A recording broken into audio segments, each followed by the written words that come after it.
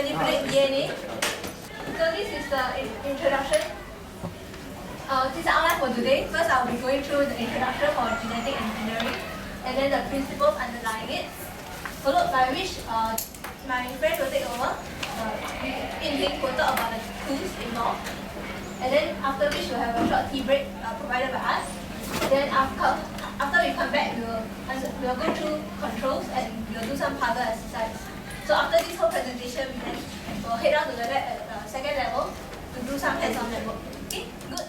Okay, so in the course of the presentation, if you all have any questions, you all can just raise your hand and answer. Okay. Okay, so what is genetic engineering? So do you all have any idea what is genetic engineering about? You all can just shout out any keywords, examples, that you all have heard of. Anyone?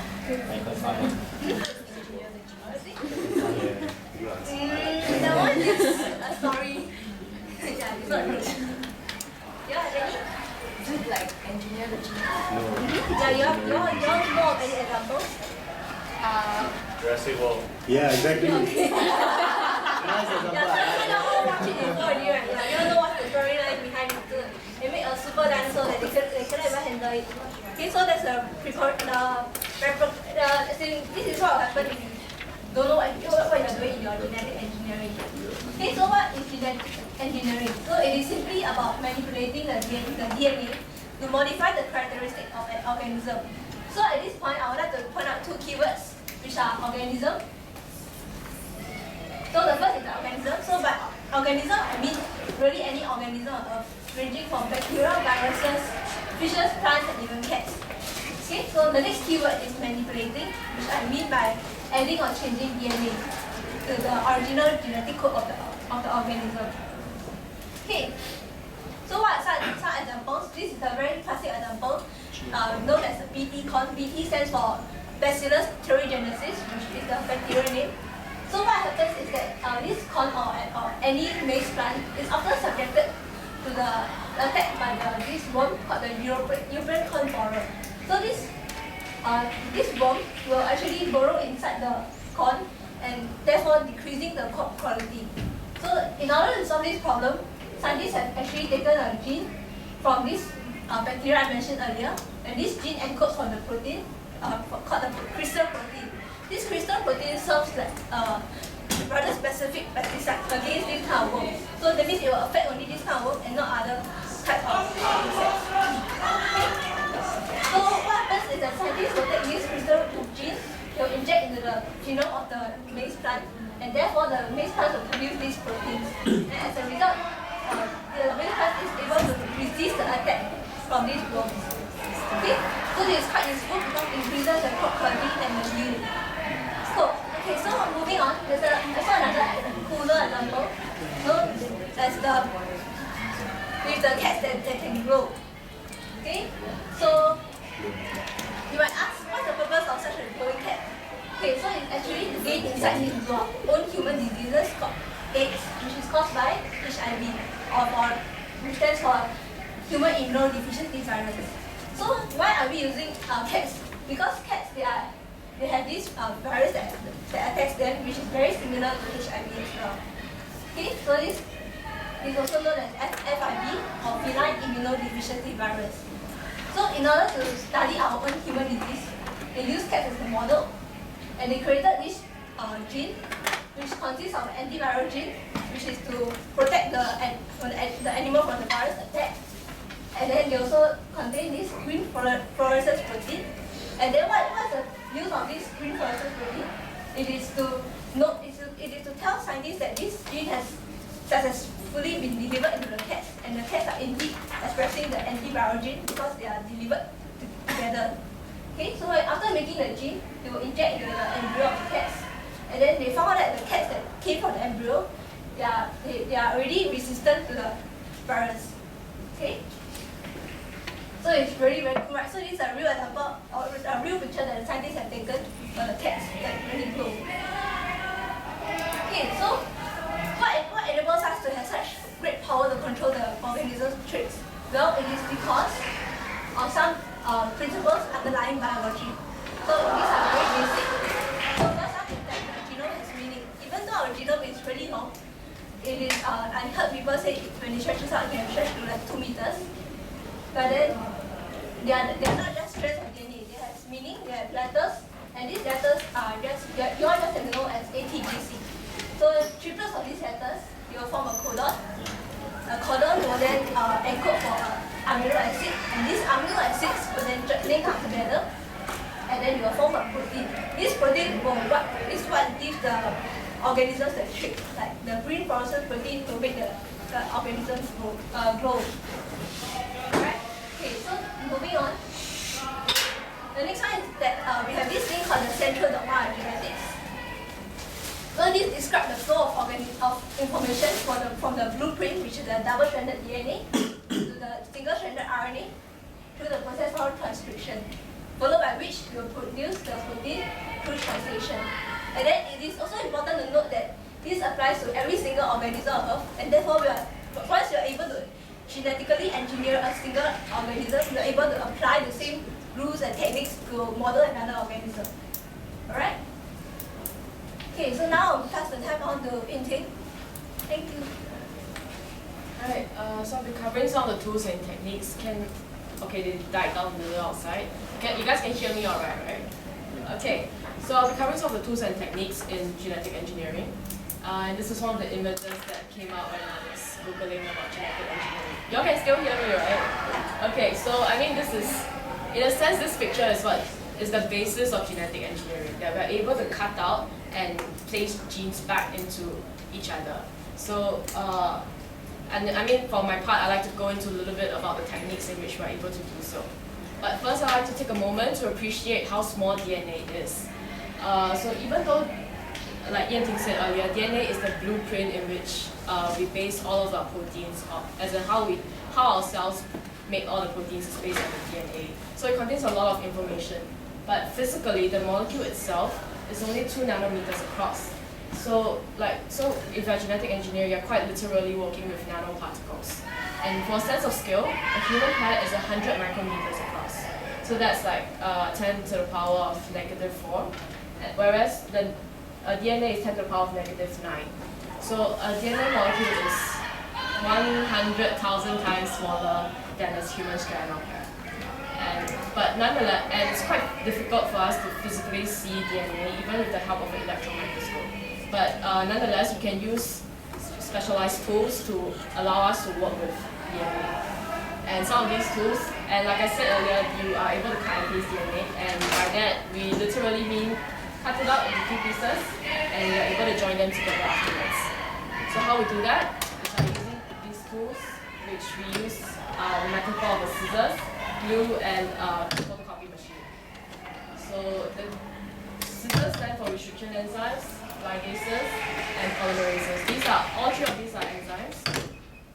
And now we'll use an example of the glowing cat to help us better understand what we mean. So first, so remember that Yan Ting said there are 2 genes involved for the glowing cat. Do you guys remember what these 2 genes are? Antiviral and the green one? Yeah, GFP. Okay, so we'll use red and green to represent these. And if you also recall, Yan Ting mentioned that GFP is obtained from jellyfish, but the red antiviral gene is obtained from a rhesus monkey. Well, if I'm a scientist and I wanted to work with GFP, I don't actually have to go out to the ocean and catch jellyfish back to work with the gene, because previous scientists have helped us by cloning out the gene and putting it into a plasmid. So what a plasmid is that it's a circular piece of DNA.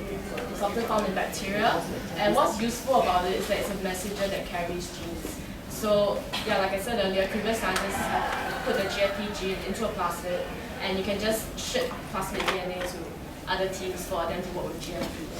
And yeah, plasmid DNA can be placed into other organisms so that the protein is expressed. So I want to work with GFP, I can just order the plasmid DNA from like a biotech company, and then they'll ship the DNA. And it contains these genes that I want. I'll extract these genes out using restriction enzymes. And then now that I have the genes I want, it's good to make more copies of it so that I have sufficient quantity to work with. And that's done by a process called PCR.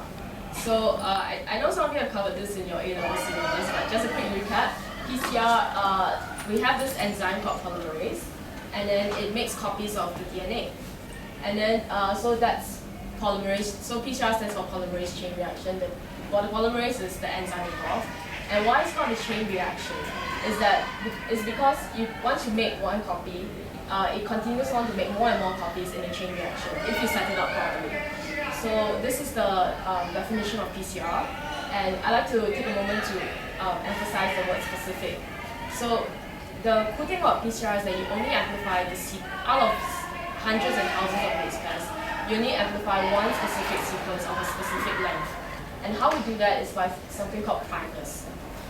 Okay, so primers are short pieces of DNA here, and what they do is that they bind to your original template DNA.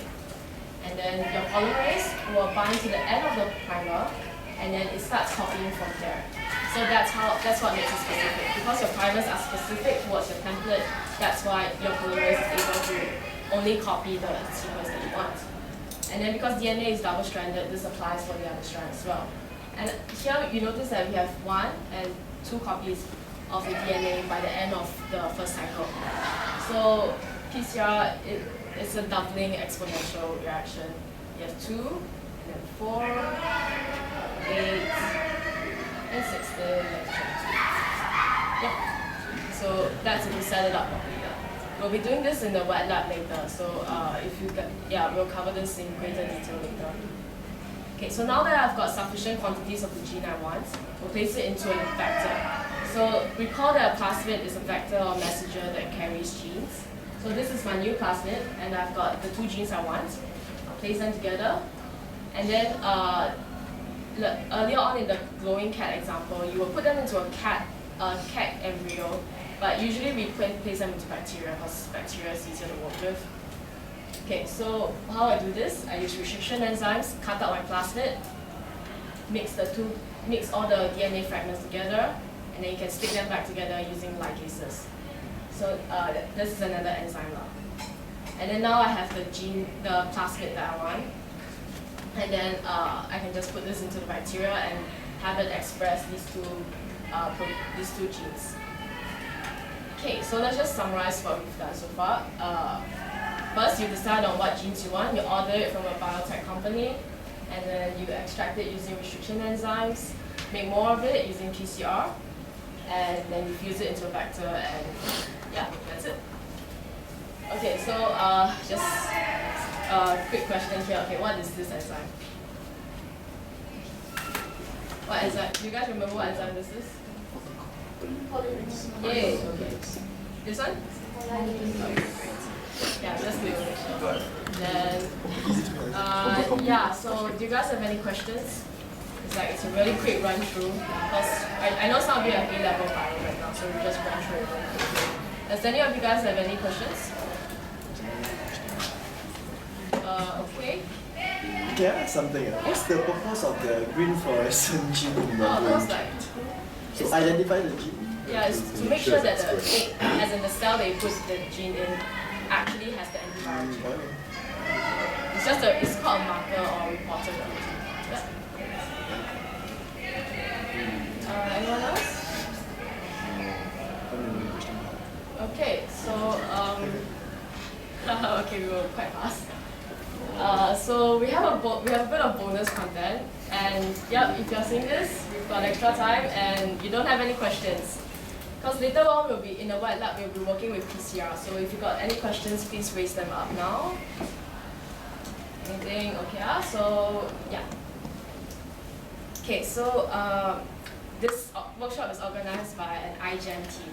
So iGEM stands for Internationally Genetically Engineered Machine. So the organization that organizes iGEM also does something called BioBricks, which I'll cover later. But okay, sorry, this part I need to go into a bit more detail about restriction enzymes.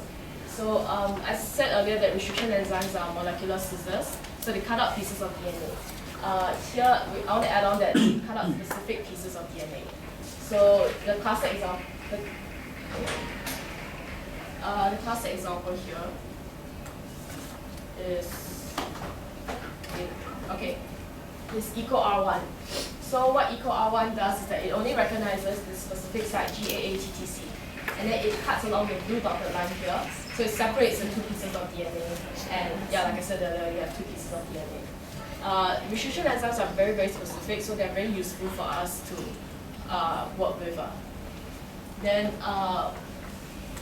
yeah, so these are a few more examples of restriction enzyme sites, but they're not very important. Okay, so biobricks. Yeah, iGEM also hosts this catalog of biobricks. So what biobricks are is that they're standardized biological parts. When I say part, I just mean any DNA sequence that has a function when you put it into each cell.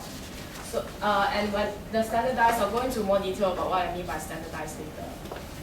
So yeah, the organization maintains this catalog or repository of biobrick parts. So teams all around the world, once they've optimized the DNA sequence, they'll upload the sequence online into like a wiki style kind of page. And then other teams can use this to order biobricks up. And the idea of biobricks is that they like to use this metaphor called Lego bricks. So the idea is that you can assemble them together really, really easily. Yeah, like so, like you can just place them next to each other. Then, so what I mean by standardized is that they usually have standardized prefix and suffix, or standardized start and end sequences, which consists of which are just three restriction enzyme sites. So the idea is that you can, once you order the biobrick part from the organization, you can use the same restriction enzymes to cut and paste them, to cut them up, and it's also really easy for you to design PCR primers to make sure that you've got this part. So that's a biobrick. And yeah, I mean, so that's what we've been working with, and I mean, if we've got a bit of time later on, we'll cover this in more detail. Yeah, and any questions? Okay, so later during the lab, you all will be working with fusion PCR. Have you all done it before? Have you all heard of it? Okay.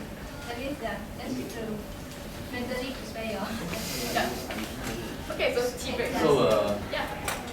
Your restriction enzymes, the part that's been cut out, right? How long is the sequence? Can be any length.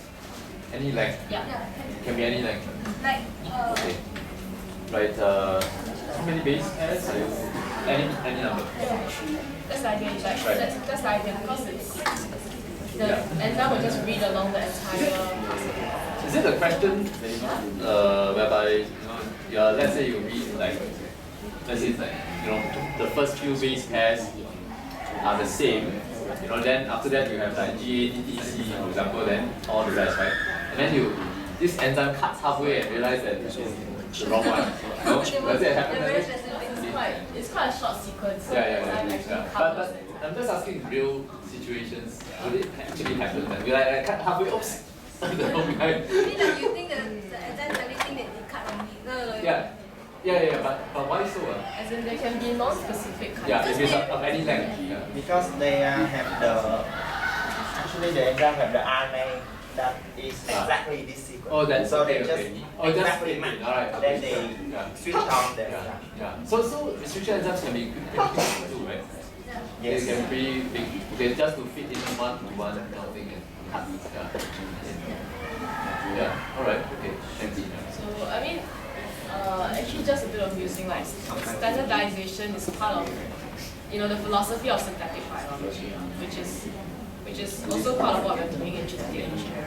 So synthetic biology, it's like this artificial biology, and like you want to do it like engineering when you standardize the part that you work with so that you can collaborate easily with labs all across. Other people can replicate the results and people that you use. Yeah. So I mean that's part of what this iGEM and BioBreak is working towards. Okay, yeah, tea break. Alright, so thank you everyone. So previously before the tea break, Yun Ting and Yan Ning actually presented on some aspects of genetic engineering. For example, what the central dogma of genetics, for example. So now let's go to the core genetics, design itself. So in genetic engineering, there are basically infinite possibilities you can think of. So for example, you can bacteria that produces GFP for exposed to heat. We can have algae that convert carbohydrate to protein. You can have universal stem cells for organ synthesis, so that you basically have an infinite supply of organs, and of course you can also even have earthworms that can detect rare metals. But how do you do all this? All these projects seems wonderful, but all these all boil down to one simple step at a time. We need certain tools to do things, for example. So mainly for genetic engineering, we have three main tools. For example, blueprints, the assemblers, and the modifiers. And I'll be introducing to you what these tools do and what do they mean. So let's start off with the blueprints. So the blueprints are basically, as its name suggests, provides the instructions for manufacture. So in our body, in our cells, there are many blueprints, for example, DNA and RNA. So who reads these blueprints? The items that read these blueprints are the assemblers. So assemblers are basically giant protein complexes that do serve two purposes. So the assembler first scans through the blueprint by reading it. So it just sits on the blueprints and starts reading what's inside, what can it learn. And after it knows what's inside, it will start making a copy of the blueprint.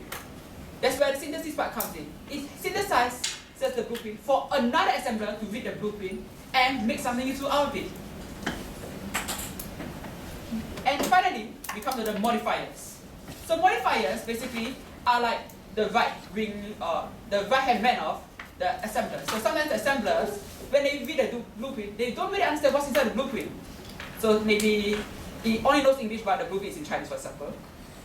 So you have two types of modifiers: the repressors, which tell the assemblers not to do things, or the activators, which are modifiers that tell the repressor to do more things. So now pass my time on to Kenneth, which will cover more about control of genetic circuits. Okay. So we're just giving you a basic idea of why design is important and what the main thing. But I'm going to give you something different here, and that's going to be putting that design into context.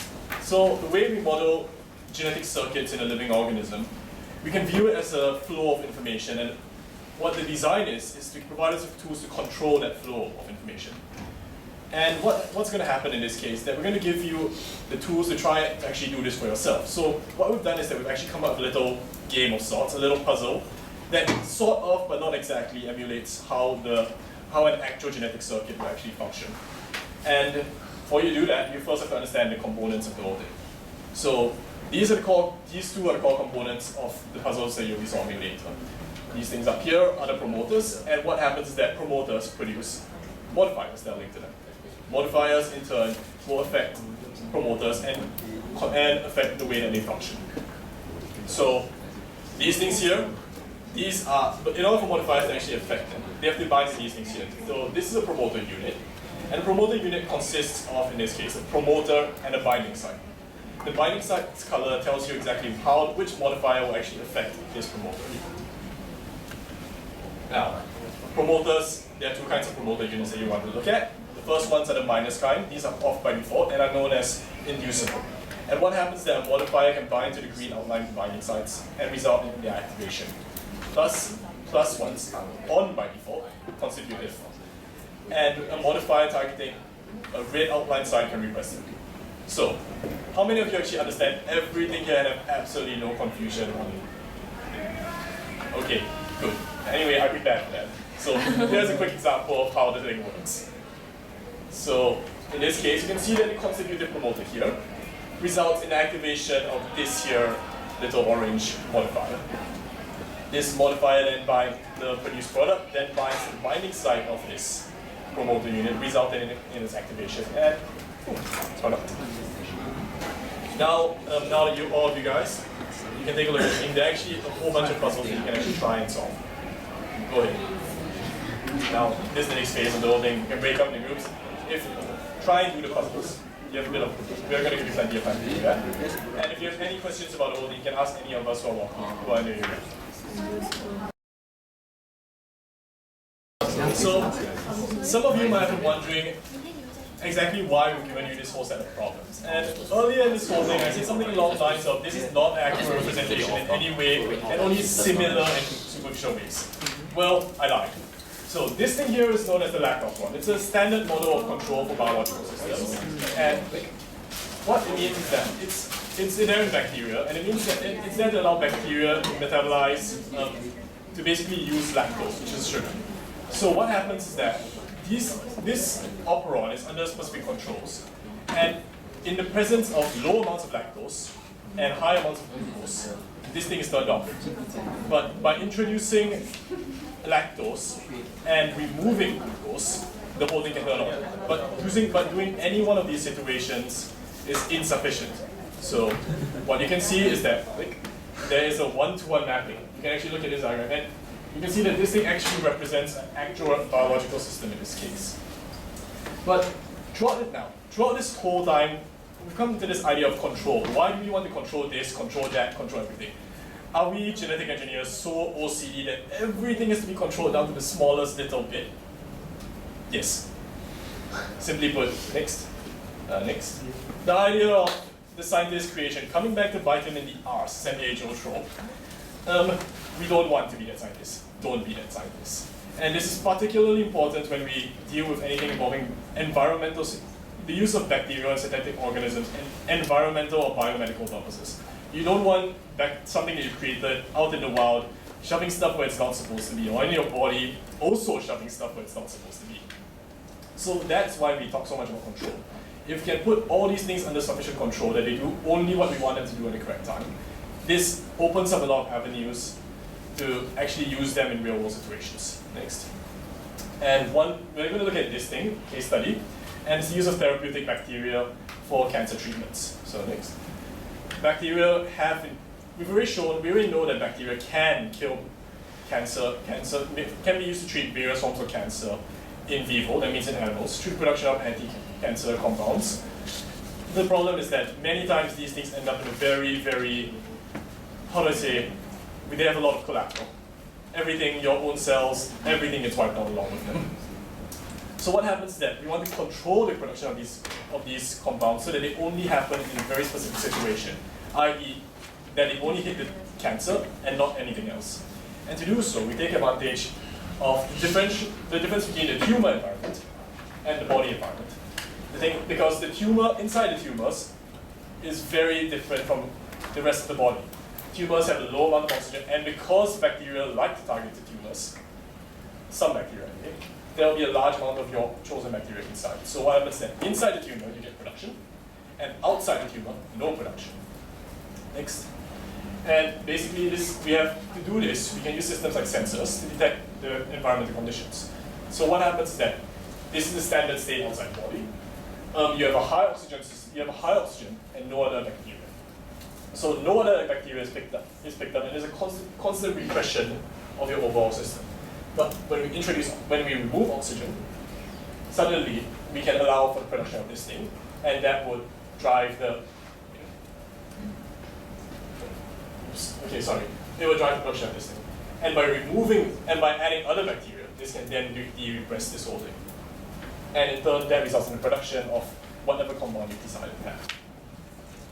And that's the end of this whole thing. So we hope that we've given you a basic understanding of the biological components that make it up, a few lab techniques that you can use, as well as some ideas about how you can actually create your own things in the future. But this is definitely not the end. For one thing, you still need to go down there and actually play with things later. And just to finish it off, we have one last little puzzle for you to solve. You don't need to solve it here. In fact, we don't think that any of us here can solve it here.